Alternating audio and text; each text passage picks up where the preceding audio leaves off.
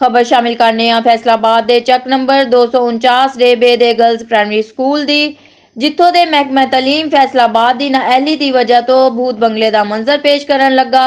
चक दे बाअसर लोगों ने आवाम के लाखों रुपए की लागत नाल बने स्कूल की इमारत ते कब्जा जमा लिया। इसी बारे मजीद रिपोर्ट करनगे अली हसन साबरी।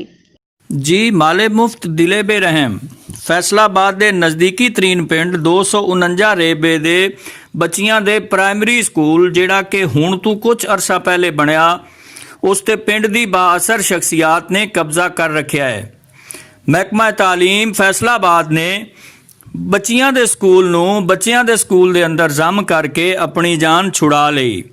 इस तरह कर्जियां दे बोझ तले दबी आवाम दे लाखां रुपये ज़ाया कर दिते गए।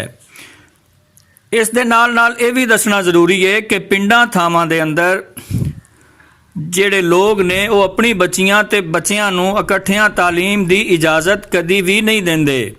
इस वजह तो कई बच्चियां दे वालदैन ने अपनी बच्चियां नूं स्कूल छड़वा के घरां दे अंदर बवा रखिया है। यह है महकमा तालीम फैसलाबाद ते साडी हुकूमत दी पॉलिसी जी।